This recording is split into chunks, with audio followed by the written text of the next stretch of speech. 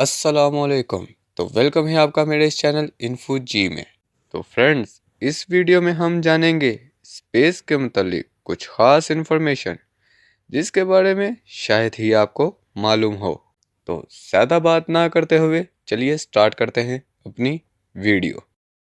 आपने शायद सुना होगा कि पूरे सौर मंडल का सबसे बड़ा पर्वत मंगल ग्रह पर स्थित ओलंपस मॉन्स है। लेकिन क्या आपने कभी पृथ्वी पर सबसे बड़े पहाड़ों के साथ आकार की तुलना की है? चलिए जानते हैं ओलंपस मॉन्स वास्तव में कितना विशाल है। ओलंपस मॉन्स 25 किलोमीटर या 16 मील लंबा और 600 किलोमीटर या 374 मील चौड़ा है। संदर्भ देने के लिए कि इस पर्वत का क्षेत्रफल एरिजोना के आकार के बारे में है और यह पृथ्वी पर सबसे ऊंचे पर्वत माउंट एवरेस्ट से दोगुना है। लेकिन माउंट एवरेस्ट केवल भूमि पर सबसे ऊंचा पर्वत है। समुद्र तल से शुरू होने वाले सबसे ऊंचे पर्वत के बारे में क्या? मौना केआ वास्तव में आधार से शिखर तक पृथ्वी पर सबसे ऊंचा पर्वत है और वह माउंट एवरेस्ट से बहुत बड़ा है। इसलिए निश्चित रूप से वह ऊंचा या कम से कम ओलंपस मॉन्स जितना ऊंचा होगा, है ना? नहीं, करीब भी नहीं। ओलंपस मॉन्स अभी भी हर चीज से ऊपर है। पृथ्वी के निकट 30,000 से अधिक एस्टेरॉइड्स चक्कर लगा रहे हैं और यह संख्या हर दिन बढ़ रही है।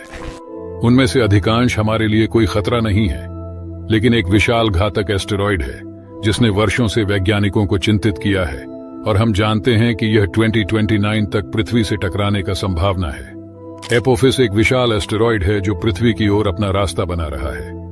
संदर्भ के लिए 340 मीटर या 1100 फीट चौड़ा है। एपोफिस आईफिल टावर से लगभग 100 फीट लंबा है।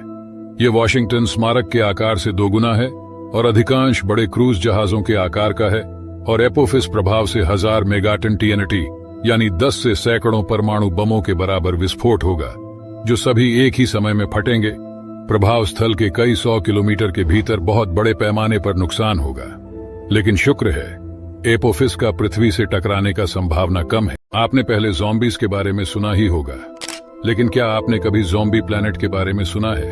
ये ब्रह्मांड में वास्तविक ग्रह हैं और ये अस्तित्व में सबसे डरावने और सबसे खतरनाक ग्रहों में से कुछ हैं। जब तारे विस्फोट के समय सुपरनोवा में चले जाते हैं तो इस विशाल विस्फोट से आस पास के सभी ग्रह पूरी तरह से नष्ट हो जाते हैं। मृत और बर्बाद ग्रहों के वे टुकड़े अंततः शांत हो सकते हैं और एक साथ मिलकर नष्ट हुए प्रत्येक ग्रह के टुकड़ों से बने फ्रैंकस्टीन ग्रह में वापस आ सकते हैं। और ये दुनिया ब्रह्मांड में किसी अन्य की तरह नहीं है। अस्तित्व में आने के लिए निकटतम ज़ॉम्बी प्लैनेट लगभग 2300 प्रकाश वर्ष दूर है और जिस पल्सर की वे परिक्रमा करते हैं उसमें एक नहीं बल्कि 3 ज़ॉम्बी प्लैनेट शामिल है जिनका नाम दिया गया है फोबिटर, ड्रॉगर और पोल्टरगाइस्ट, जो इनके पल्सर के चारों ओर परिक्रमा करते हैं, जो अरबों वर्षों तक घूमता रहेगा। अंतरिक्ष में एक नए प्रकार का विदेशी ग्रह हमारे महासागरों को आकार देता है।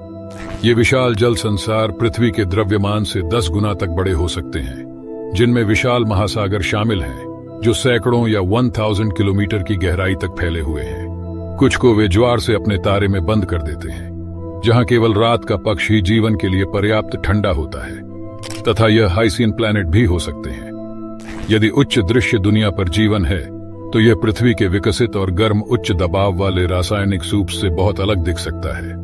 हाइसीन प्लैनेट्स की विशाल संख्या और विविधता को देखते हुए यह संभव है कि कहीं जीवन के रूप में विशाल पिंड हमारी कल्पना से भी अधिक विशाल महासागर में घूम रहे हों। क्या आप लोगों को पता है?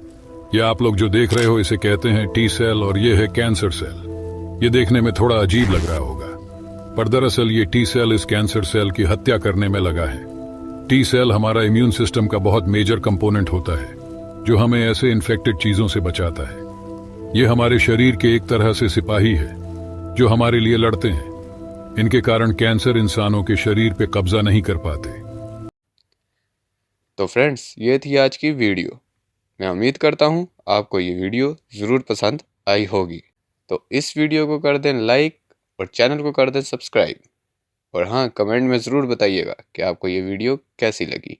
तो मिलते हैं आपसे अगली वीडियो में। Take care, keep smile and अल्लाह हाफिज़।